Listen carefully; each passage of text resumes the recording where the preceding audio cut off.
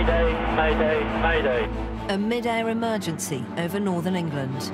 I probably was panicking, wouldn't you? John Wildey is faced with every passenger's worst nightmare. I'm in the P2 seat at the moment. You're in the right-hand seat? Yeah, roger. I've got a pilot who's dead. Oh my God. Priority is to keep him calm and to get him on the ground as soon as possible. Alone in a light aircraft in the pitch black. Have you done any flying before? Negative. The last 5 minutes were going to be the critical ones. How we actually got it onto the ground. He battles to land a plane and save his life. Don't think this is going to end well, by the way. This is not going to end well at all. I was trying to keep as calm as possible because if I didn't, I would lose everything. I wanted to live.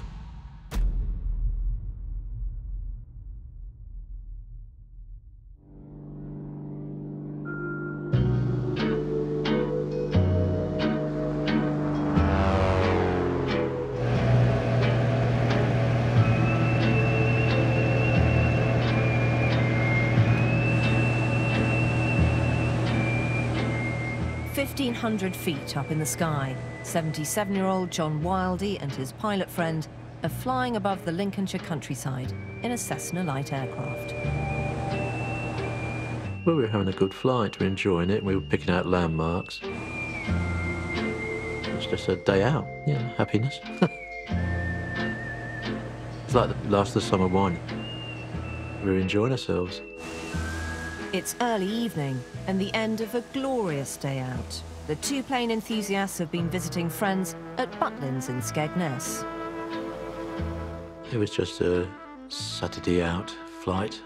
Instead of going by car, we were going by airplane. And we just had a poodle over there and had a good time, really. Quite a good 3 or 4 hours chatting and listening to the music, if you like that sort of thing.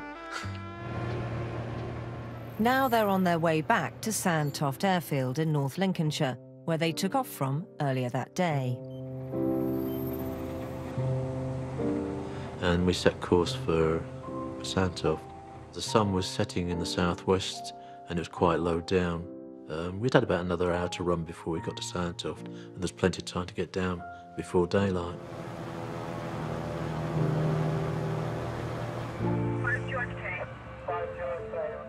John and his friend are flying through airspace controlled by Humberside Airport, where it's business as usual.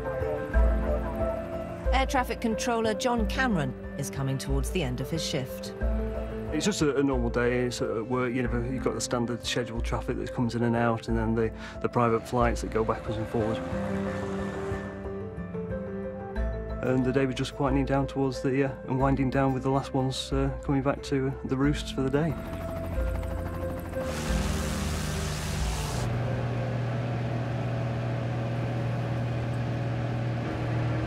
Up in the Cessna, John's friend, the pilot, begins to feel ill.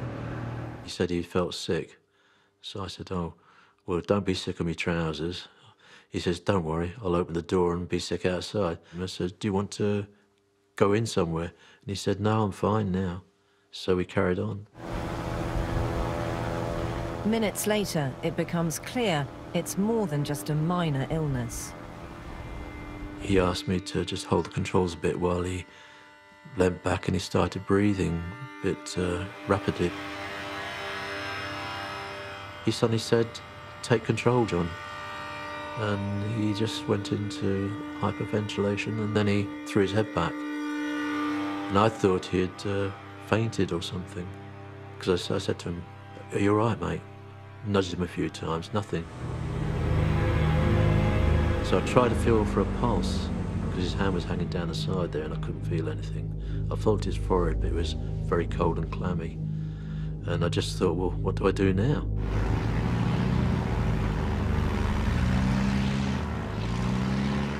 And I thought, I'm going to have to fly this thing.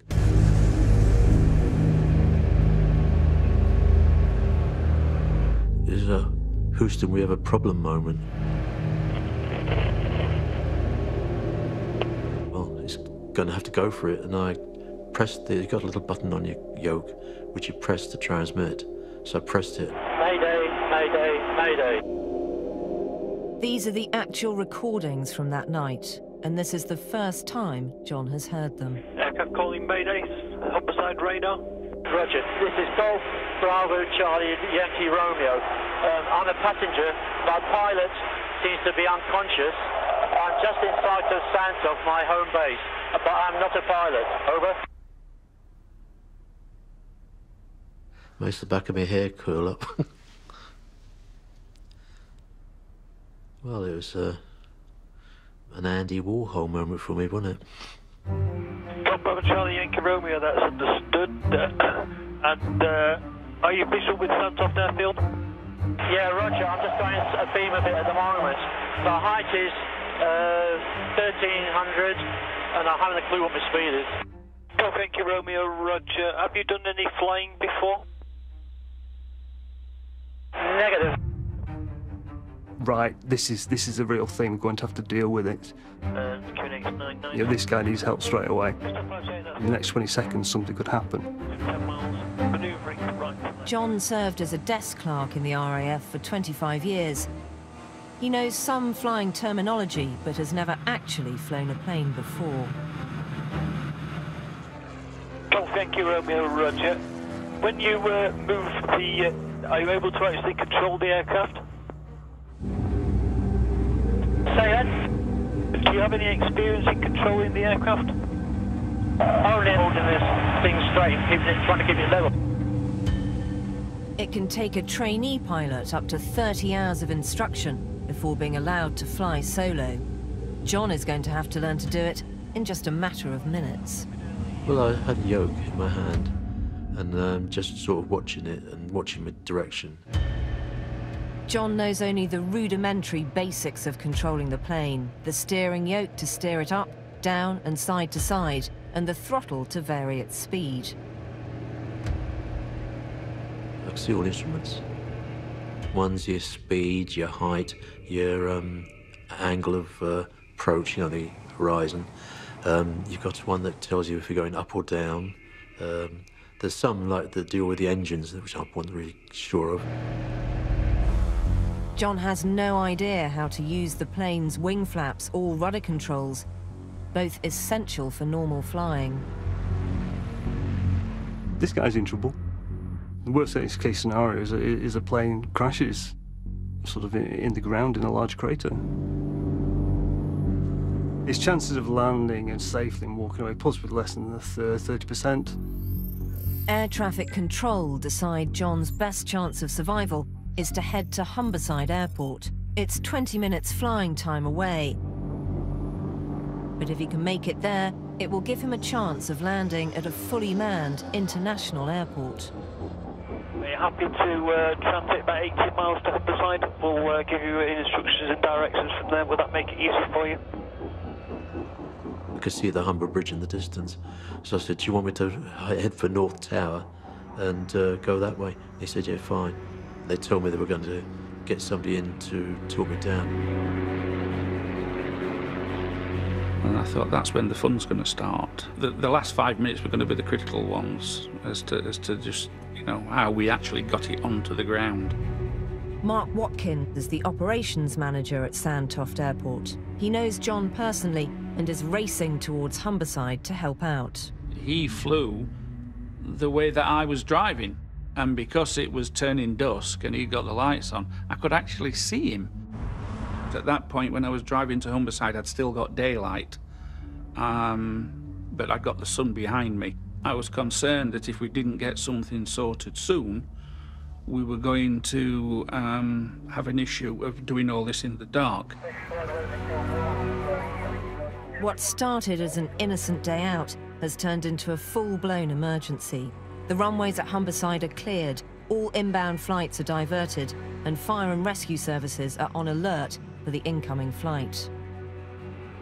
The airport was cleared for the emergency to take effect, no matter what the outcome was going to be. John had the runways to himself. 25 minutes after the mayday call went out, an RAF Sea King search and rescue helicopter arrives on the scene. Its onboard camera searches for a sighting of John's Cessna. We see the search and rescue helicopter just to the north of you by 4 miles east. Roger that, thank you. He's just crossing right to left, slightly above my 400 feet now. Helicopter inside, this time on my left-hand side.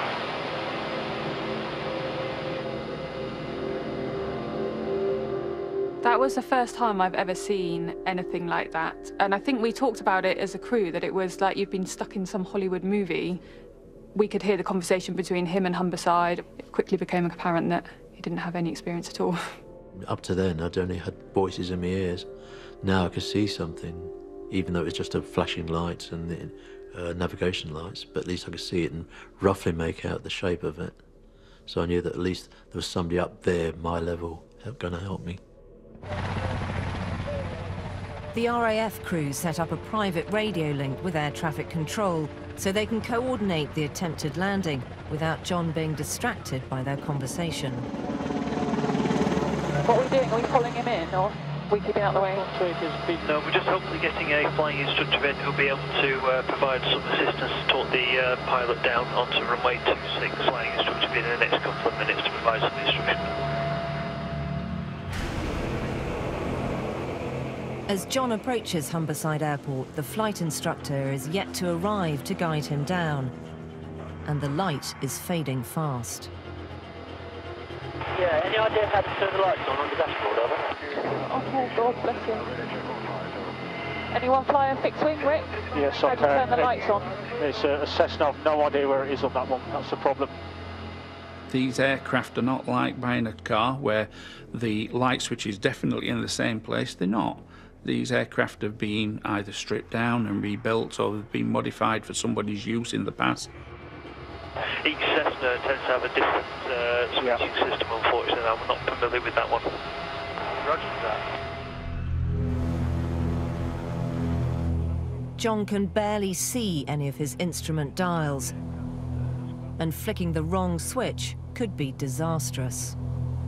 The light switch is apparently near the ignition switch, and I could have switched all the electrics off and everything. Flicking switches that's going to cause something else to go off that you don't really want to do. The aircraft is stable. The last thing you want to do is upset the apple cart. While everyone worries about how John can land safely, his main concern is causing a mid-air collision. Are my lights on? My navigation lights on? Yeah. Copying through Romeo. The tower advised that your navigation lights are on at this time. Navigation Thank you, lights. sir. I don't want anybody to hit me. No, don't worry. The helicopter's following you around the airfield. I just didn't want them to get into trouble, you know, technical trouble, as it were. I knew they were doing their job, but I just worried that, you know, something would go wrong. And of course, it was my fault, in a way, that it was happening. The navigation lights on the wing mean that he can be seen by the RAF helicopter. Sorry for the trouble, sir. Oh, bless him.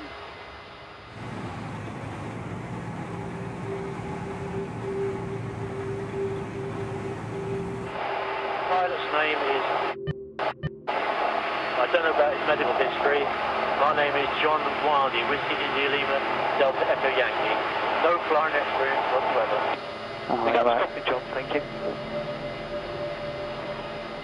Well, I'm a gentleman, I've always introduced myself. God, he's got a good sense of humour. Yeah, If he so makes you this like. down in one piece, he deserves a medal. When he makes it down in one piece. Various stages, he was almost jokey with us, and the admiration for somebody in that situation, he was 100% aware of the predicament he was in. An incredible man. If I panicked, I was going to be in the deck. So I had to keep calm, and in fact, I tried to go as calm and professional as possible.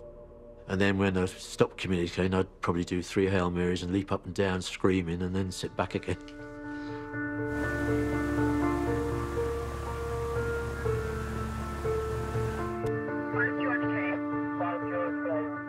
Finally, flight instructor Roy Murray arrives at Humberside's air traffic control. 50 feet. How are you? Not exactly in the best of spirits, over. Right, okay, well, my name's Roy Murray. I'm a chief flying instructor with Frank Morgan School of Flying. I'm going to get you down onto the ground, okay? That's been very helpful. Thank you very much. I didn't think anything at the time. I just got on with it. I just thought, well, we've got to get him down somehow. So let's just not panic. Let's sit back a little bit, assess the situation. Roy Murray has raced to the airport so quickly, he hasn't had time to be fully briefed. I didn't know he hadn't flown an aircraft before. No, I didn't. Right, have you flown an airplane before this time? Negative. He's in quite a lot of serious trouble.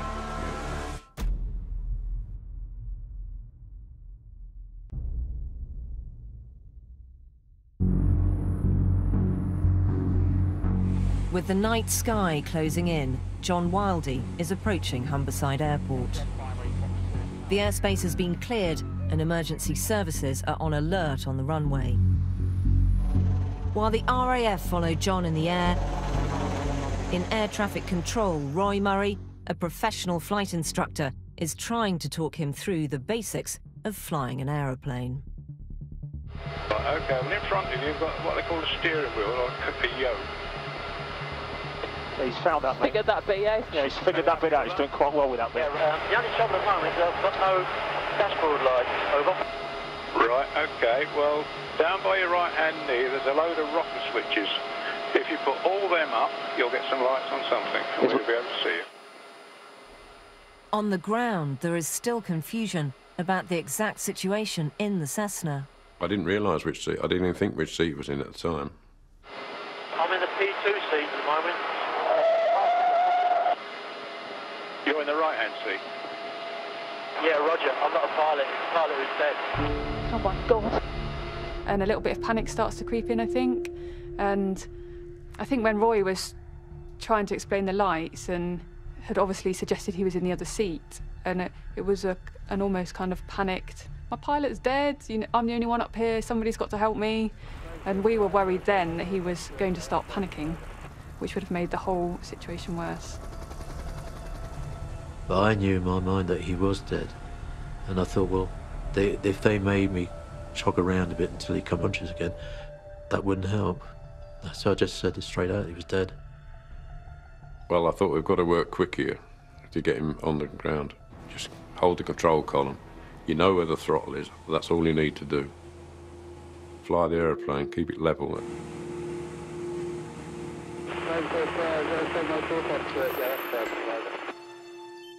The plan is to get John to land on Humberside's shorter, unlit runway.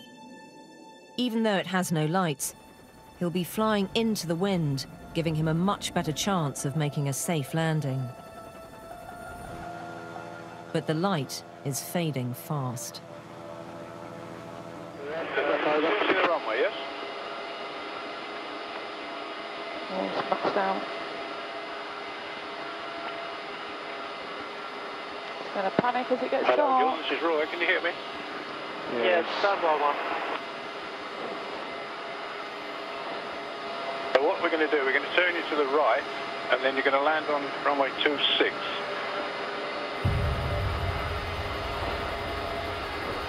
Roger. Dusk, getting towards nightfall. I think they had one shot to get him onto the unlit interwind runway, and that was probably the best chance to get him on before it got dark. So far, John has managed to keep the plane level. Now he's faced with an entirely more difficult and dangerous task. I was guiding the plane, if you like to say, at the moment, but landing was a different proposition. You're going on the black paint runway that's not lit. Landing a plane is the most challenging part of being a pilot. It's the culmination of all their training, involving multiple technical skills and judgment, all focused on that one moment of touchdown. John is going to have to attempt it as a complete novice.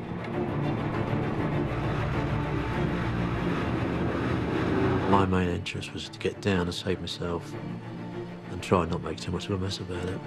Up in the sky, the RAF crew hold back to allow John a clear path into the runway. We'll just keep out of the way for this bit. But they have a sense of dark foreboding. He was nowhere near lined up to start with, and he was suddenly on the approach. I don't think this is going to end well, by the way. This is not going to end well at all. We thought we were there for the crash, and it's a horrible thing to say, but as a search and rescue asset, there's not really a lot we can do in the air, and the only reason we've been tasked is to kind of scrape up the mess at the bottom, so we didn't have great hopes. Using only the steering yoke to descend and the throttle to control his speed, John aims the plane towards the unlit runway. I couldn't see what height was, and I just couldn't position myself.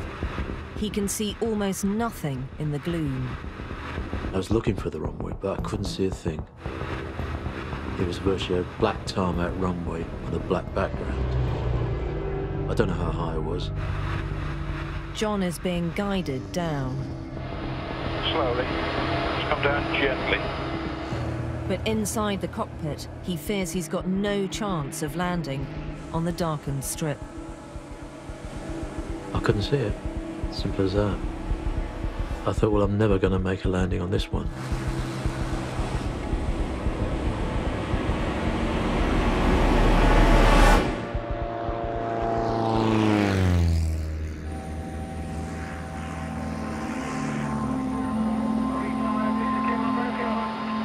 It just looks like you've overshot a little bit, so what we're going to do, we're going to take you round again and get your position in a bit of a longer final, okay? I'm going to get lower as well, mate. I lost it in the dark. No problem. I just saw a black line in the black dark. John's doubts about the wisdom of attempting a landing on the unlit runway have led him to bail out. And I was thinking all sorts of things. Sod them, I'll no good coming here. I just didn't know what to do. I was in a bit of a bolshy mood then. Cursing myself really, because I couldn't do it. The short runway has proved too dark for John to land on. Air traffic control need a new plan. They make the decision to attempt a landing on the main, fully lit runway. I think it very quickly became apparent that the short runway wasn't going to work for him. Air traffic and the instructor had decided that the main runway was the best option, which is a lot bigger runway and it's lit, so there's a wee bit more hope that, yes, there is a bit of a crosswind, but at least he can see where he's going. But John's real problems have only just begun. The light just went so quick. Obviously, it went no quicker than it normally goes. But when you're really wanting it, please slow down, and it just seemed to it was like somebody switched the lights off, it just went. John, this is just helicopter rescue on the right-hand side. Okay, roger. Roger. We're flying at 70 miles an hour. Are you in a position to tell us what your speedometer is saying? Sorry, I can't see it at all now. Because it's dark, I can't see what position I'm at. I couldn't even see what speed I was going at. I could just see the occasional flashing lights of the helicopter, but that's my lot. Go and sit in your car at night time and don't switch any lights on, and that's what I could see.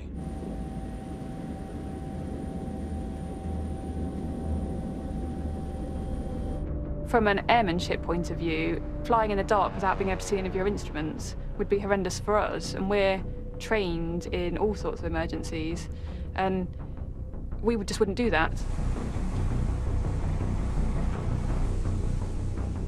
You're looking at a huge difference between flying in the day and flying at night.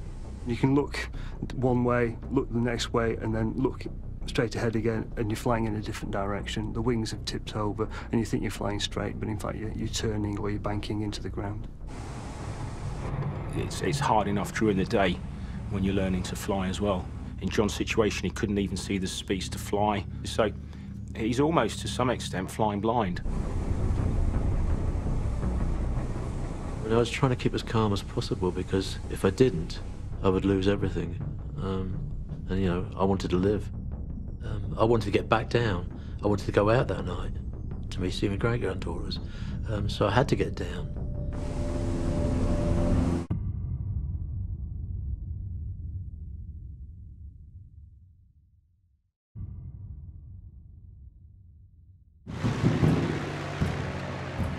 John Wildey is circling in the sky above Humberside Airport.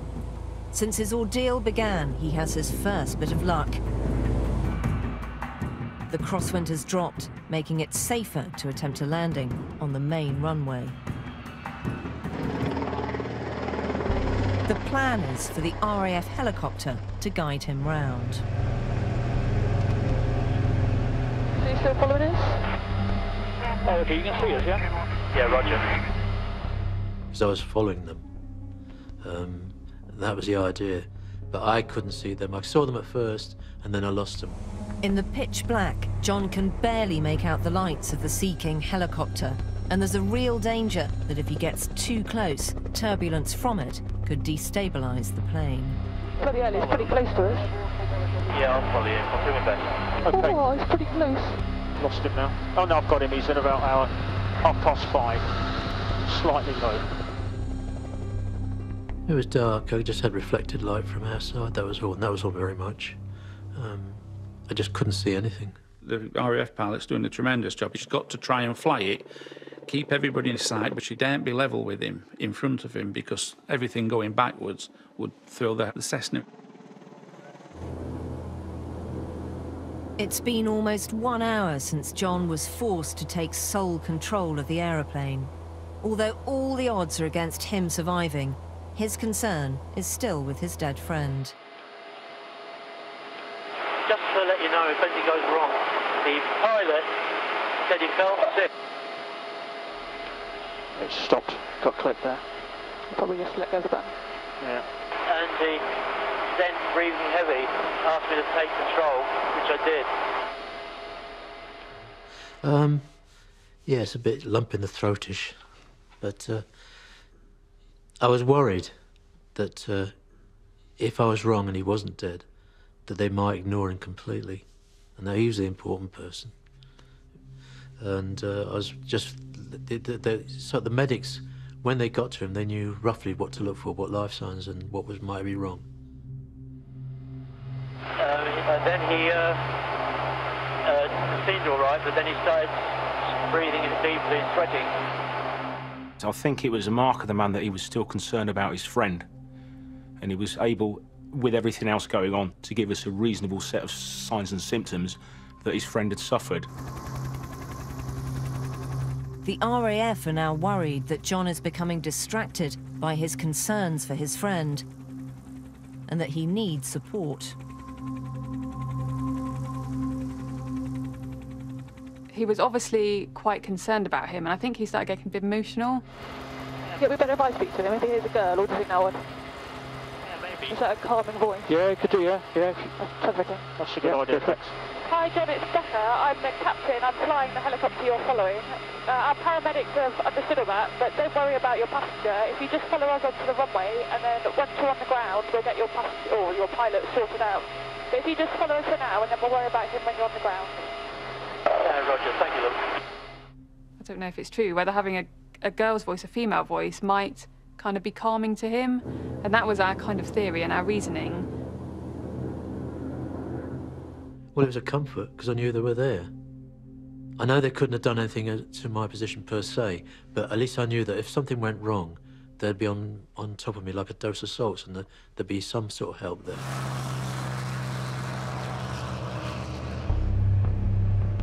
There is now a real concern that if John crashes the plane, he's flying near roads, towns, and most worryingly of all, Immingham, Britain's third largest oil refinery. I was over at Immingham, and I thought, God, if I land on that lot, there's going to be mayhem. So you could have been talking of a catastrophic crash and fire, which is your worst nightmare. The fire is the thing that you don't want. But yeah, that was a distinct possibility. In complete darkness, John is now struggling to keep the plane flying. We don't want him stalling, going too slow, and he just drops out of the sky. That was the big concern.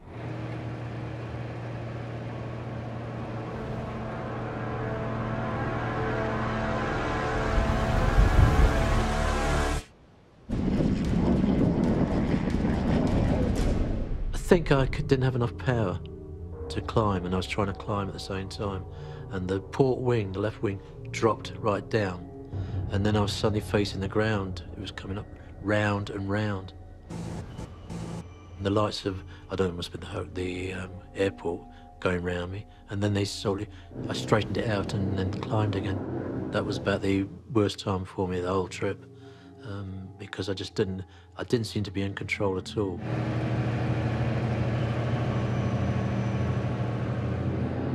Right, so 0. Right, that says downwind.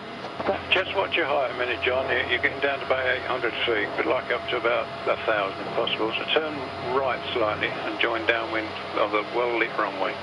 Yeah, sorry about that. Something went wrong. It just suddenly dived to the left. No, don't worry about it. You say that, it's right for you, mate. I definitely think I'd lost control of the plane at that stage.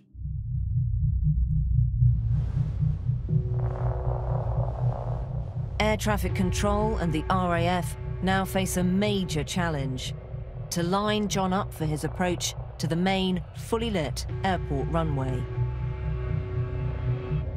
Keep turning right until you've got the centre line dead on your nose. Tell me what colour the lights are on the side of the runway, whether the white or the red. There is one simple but effective landing system that could save his life. Most runways have so-called PAPI lights, a system that tells a pilot whether they're too high or too low. 4 red lights indicate to him that he's too low for a safe landing, and John risks crashing into the runway. But 4 white lights indicate he's too high and he will overshoot. Were 4 white lights, which I think they call PAPI lights.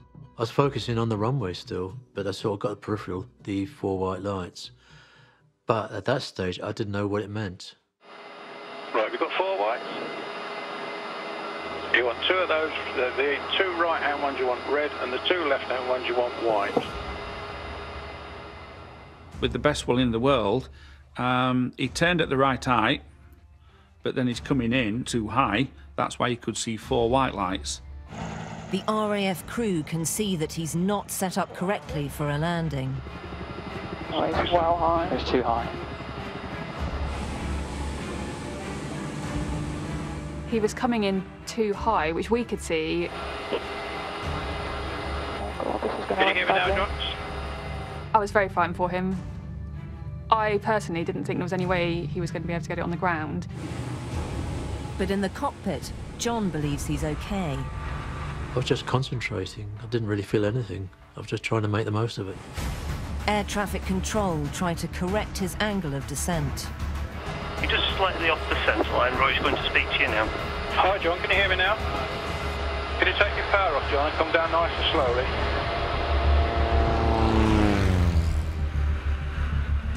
But John is powering the Cessna towards the runway, unaware he's still coming in too high and too steep. I thought, well, they're white, they're good, so I may be okay. I was just concentrating, trying to do the best I could. That's all I could think of, getting it down. John is too high to be able to bring the plane down in time. Yeah, he's about 100 feet over the threshold now. And air traffic control order him to bail out of the attempted landing. No, you better go round, John. Full power and go round. Oh, he's overshooting. Sorry. No, don't worry.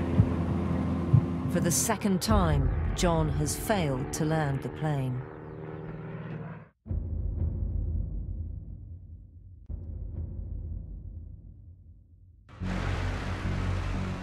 "77-year-old John Wildey has been in sole control of the plane for over an hour. It's pitch black, and he's failed to land it on both of his 2 attempts. Expletive deleted. I want to get round again and get down. Get a bit bored now. There's people who land planes in the dark all day long and nobody thinks anything of it. And here's me cocking it up every time. John has shown remarkable skill to keep airborne, but time is now turning against him. There was a heightened state of awareness and readiness now creeping around everybody because, well, how much longer can this, you know, there's only a finite amount of time. If nothing else, we'll run out of fuel.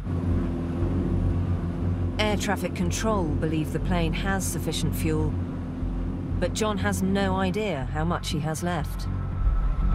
You don't generally fly around with 5 hours of fuel, kind of, in case. If he had overshot and gone downwind and suddenly run out of fuel, then there would have been no chance. Acutely aware of the growing urgency, the only option air traffic control have is to try John for another landing on the main runway.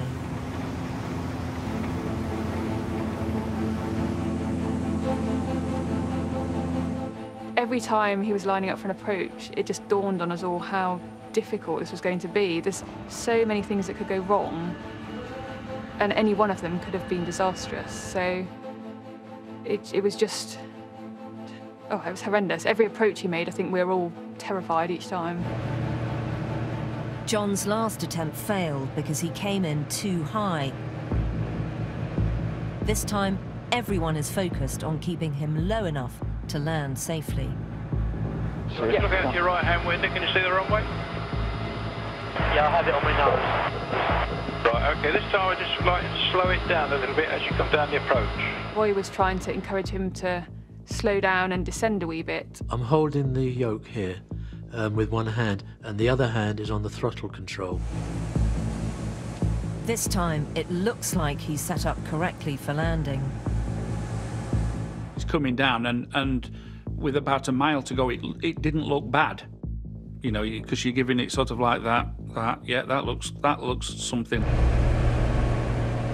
But in his attempt to keep low, John has overdone it, and he's starting to dive. And then all of a sudden it's, oh no, that's a bit low. Just flatten it up a little bit, John. Put a bit of power on. Power it down a little bit. He's going for the runway Right, now. put a bit of power on, you're sinking a little bit. Bits of power on. Power on. John is losing altitude fast. He's coming in way too low. Well, landing short is not an option because you've got the main road going straight in front of it.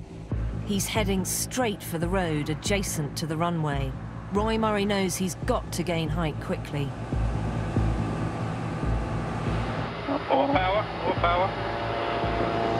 Right, now bring the power back. Lip has had power up, so I pushed the throttle back in and pushed the stick back.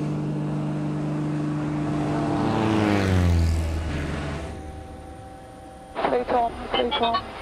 Round we go again. All right, go around again, doesn't matter. Check height. John has pulled out of the landing just in time.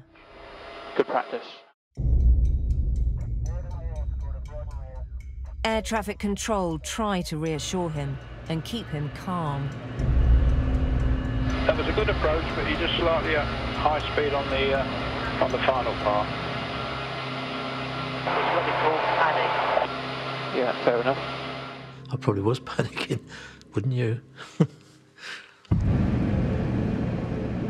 After 3 failed landings and over an hour in the air, everybody is now desperate for John to get down safely.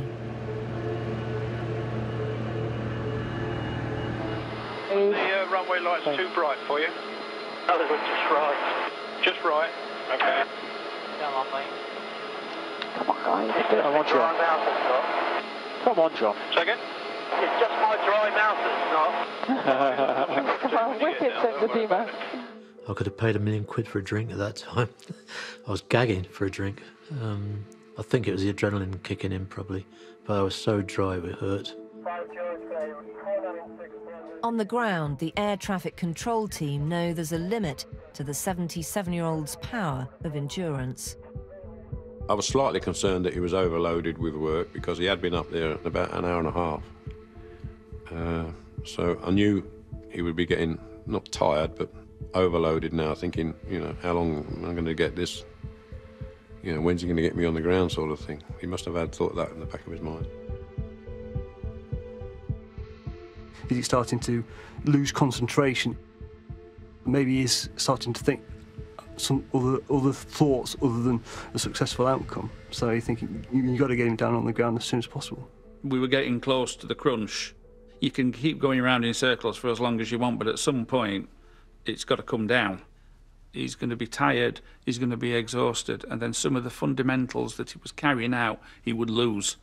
So it was time to sort of like say that this is it. Let's do it. At 7:26 p.m, 2 hours after he took off to return from his day out, John begins his approach for his 4th attempt at a landing. Well, I've been feeling vulnerable since it started, but I wasn't going to let it get over me. I was going to do my best. I was determined to finish it and get it done with. I was determined to make an approach and do a landing. I wasn't going to let that beat me.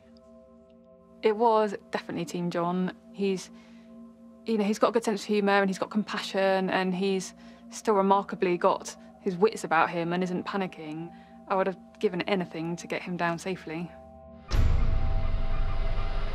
Right, it's at 2,000 feet and climbing at the moment, so just take your power off, John, and just level it off for the moment, and we'll get you to come down a bit lower soon. It's very difficult to work out whether each approach was giving him a wee bit more confidence or giving him a bit more terror. Can you see the green lights? Right, when you turn on the final approach, just tell me if you can see the 2 reds and 2 whites to the left-hand side of the runway, a third of the way down the runway. And you want to aim to touch down by those. After on. I can see 4 lights on the left-hand side. Yeah, what colour are they? White. Oh. Right, you want just lower your nose then, so you've got 2 reds and 2 whites, and then level off. Not too much of erratic movements on control. He's just dived down now. I brought her down to do the approach, and that's when they said he was diving now. I just thought, well, it's going down. I'm doing it. You know, this is it. Get down. No, come down a little bit. Take your power off. Come down slightly. Yeah, it's at this bit. He goes down too quick. John's coming in at 80 miles per hour, half a mile from the runway road. Yeah. Good approach. Come down a bit more. Come down a bit more, John. What's the matter if he overshoots? Keep coming down. Bring your power off. Keep coming down. As John crosses the road in front of the runway, he's past the point of no return. If he's to land the plane, it's now or never. You're worried for him, and you know this is the make or break moment. This is either going to end wonderfully or it's going to end horrifically in a second. Keep coming down. Power off. Power off, you're over the road. We can do nothing more for him now ourselves. He has to do this himself, and all we can do is just keep positive and really root for him. Right, all the way back. Looking nice, looking good. Keep coming down. Keep down the white centre line. Getting it down. That's all I could think of. Take your back off, please. Now, flare. Just on the final bit, I did the thing I should never have done. I looked down to look at the runway, when I should have been concentrating in front of me. At the very last moment, John seems to have lost control of the plane. Throttle back. Come on, son. And then she bounced, and I thought, oh, God, not again. And then she was on. He's bouncing, but he's touching down. Back off, please. Sparks on the runway. He's just taxiing off the runway. Don't want to do that in a hurry again.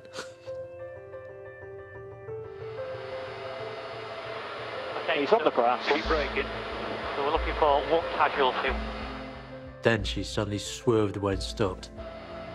There you go, you made it. Well done. John, that's your first night landing. Finally, after an hour and 15 minutes at the controls, John has done the seemingly impossible and landed the plane. the blue lights came on and they shot across the airfield. I knew he was on the ground then. And that was it, job done. It was brilliant. It was wonderful to get him down safely. And who cares if it's in a field? It's fine. He's fine. I think it's fantastic what he achieved. His strength of character got him through it. He could have quite easily said, "Yeah, sod it. That's it." But no, he wanted to carry on, and so, with everybody else's help, he was able to walk away.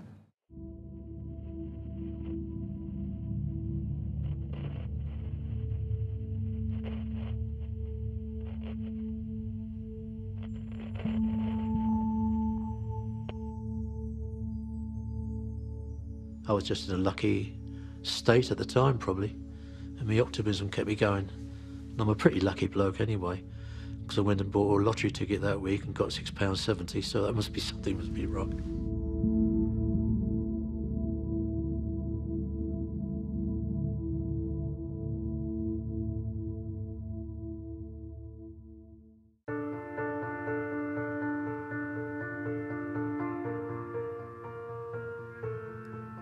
Next Thursday on 4, we get access to the entire adoption process of children in the UK.